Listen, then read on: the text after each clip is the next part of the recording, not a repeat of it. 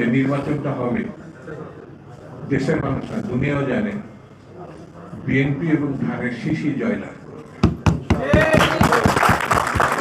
বিকল্প নাই। হ্যাঁ, নিজেদের ভিতরে প্রত্যাশা প্রাপ্তির কিছু কিছু অসঙ্গতি থাকতে পারে, সেগুলো একটা ছোট মাপে সেটাও বলবো না, কিন্তু মনে রাখতে হবে নিজের প্রত্যাশা পূরণ হয় নাই বলে রাগ করে যেমন উঠানে ভাত ছিটি খাওয়া যায় না, ঠিক তেমনি সরকার ছাড়া, নির্বাচনে জয়লাভ ছাড়া, সরকার ছাড়া বাংলাদেশের অনেক ক্ষতি হয়ে যাবে যদি তারেক রহমান প্রধানমন্ত্রী না করা যায়। এটা আপনাকে মনে রাখতে হবে। চারিদিকে যে ঘটনা দেখছেন, কি এমন করলো বাংলাদেশ যে ভারত সেটা সহ্য করতে পারছে না?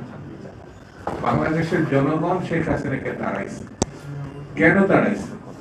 তিনি বাংলাদেশের 60 লক্ষ মামলা দিয়েছে, আসামি বানিয়েছে। 60 লক্ষ, পৃথিবীর আর কোন জায়গায় এত মামলা হয়নি।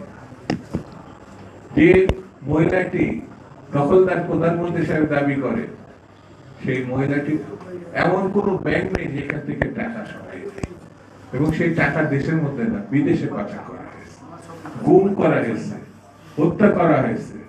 আর জেলের মধ্যে কত মানুষের, এখানে যারা বসে আছেন সবাই খুব বেশি 2-1 করে জেলে ঘুরে আসতেন, এবং আপনারা প্রবাসী ছিলেন বলে যে আপনার মামলা থেকে বাদ ছিলেন এমন আপনাদের নামও মামলা দেওয়া হয়েছে। সেই জন্য এই মহিলাটা নিজের কৃত কর্মের জন্য খাওয়া খাইছে এবং জীবন বাঁচানোর জন্য পালিয়ে গেছে। এটা বাংলাদেশের ইতিহাসে এরকম দৌড় দিয়ে অন্য দেশে গিয়ে নিজের জীবন বাঁচাচ্ছে এরকম প্রধানমন্ত্রী এর আগে ছিল। সেই জন্য তার জন্য যারা মমতা দেখান, তার জন্য যারা এখনো পর্যন্ত মায়া কান্না করে, আমি তাদের বলবো এসব করে কোনো লাভ নাই। পরিণতি, যার যেটা পরিণতি সেটা তার কর্মের মধ্যে নির্ধারণ হয়ে যায়। তারও হয়ে গেছে, একটা ফাঁসি হয়েছে। আরো যেসব ছোট ছোট ছেলেরা ইউনিভার্সিটি, স্কুলে, কলেজে, তাদেরকে কিভাবে নির্বিচারে বছর আগে হত্যা করছে, এত সহজে ভুলে যাবে? এত সহজে ভোলার মতো না। সেই জন্য বন্ধুরা, আমি আজকে আপনাদের বেশি বিরক্ত করবো, শুধু এতটুকু, সামনে নির্বাচন, এই নির্বাচনে সতর্ক থাকতে হবে।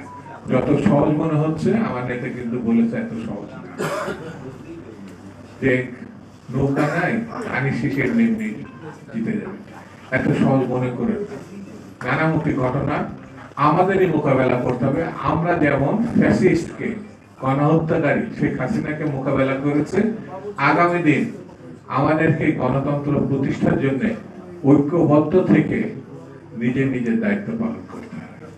এই ছাড়া আর আপনাদের মধ্য দিয়ে আমি দেশবাসীকে ঐক্যবদ্ধতা যেমন অনুরোধ করবো, ঠিক তেমনি আমাদের নেত্রী বেগম খালেদা জিয়া, যিনি এখনো পর্যন্ত রোগশয্যায় আছেন, তার জন্য আমাদেরকে দোয়া করতে হবে।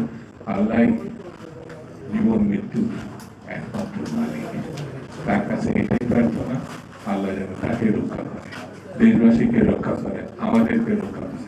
এই কথা বলে সবাইকে ধন্যবাদ দিই।